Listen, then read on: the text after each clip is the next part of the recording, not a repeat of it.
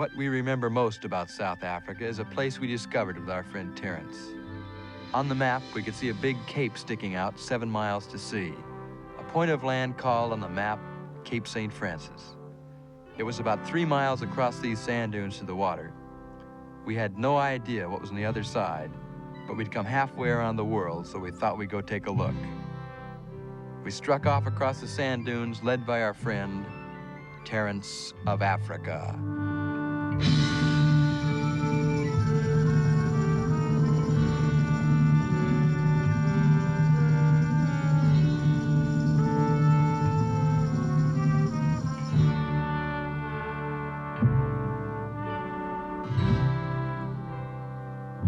Halfway around the world and halfway across the dunes, it seemed like a bad idea.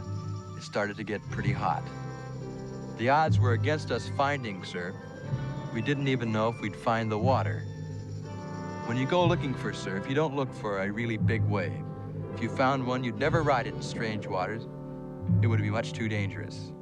What every surfer dreams of finding is a small wave with perfect shape, what we call a perfect wave. The odds against finding that are 10 million to 1. They finally got their first look at Cape St. Francis, South Africa.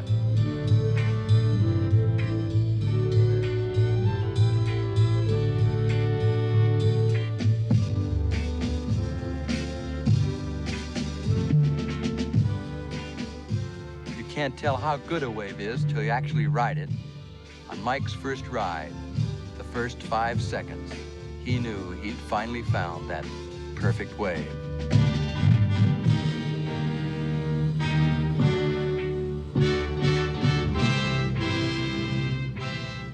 The waves looked like they'd been made by some kind of a machine. The rides were so long I couldn't get most of them on one piece of film.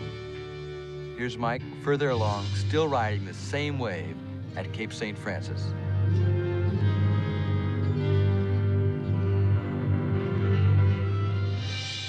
Some of the rides, I timed them in the curl for 45 seconds.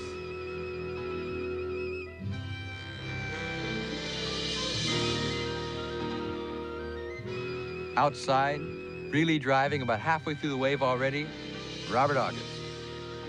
Look at the wave in front, same perfect shape as the wave he's on.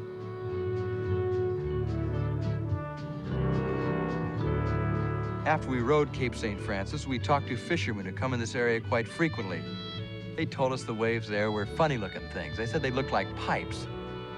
And they said the waves always looked like that, day after day, same stupid-looking waves. They told us of days when the surf broke big out by the end of the Cape, 7 miles further out, and rolled all the way in to where we were surfing. Can you imagine riding a 15-foot wave shaped like this for 7 miles? You'd have a nervous breakdown the first 50 yards. I had one on a 3-foot wave.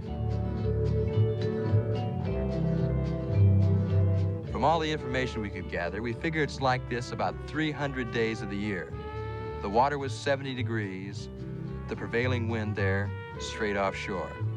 A perfect wave and perfect conditions. The only disadvantage was you kept getting cramps in your legs from squatting down for so long in the curl.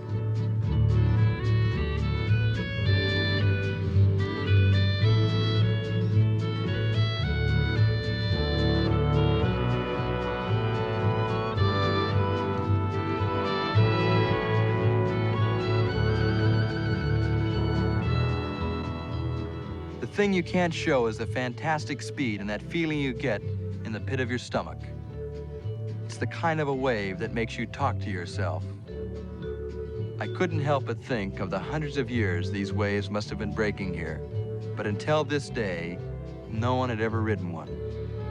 Think of the thousands of waves that went to waste, and the waves that are going to waste right now at Cape St. Francis. Out of the whole day of surfing, we didn't see one wave section or break in front of itself. Each wave was perfect. The surf came in diagonally, which gave you this long ride. It was shallow, only a foot or two deep beneath Robert's board. Sandy bottom with rocks along the shoreline.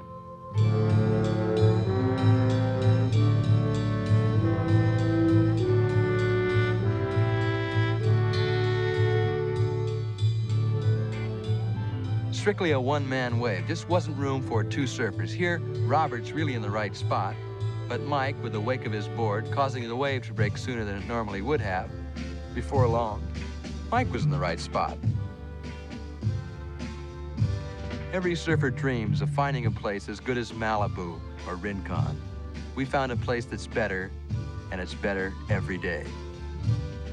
The best ride of the day was one that Robert got really locked in, screaming at the top of his lungs.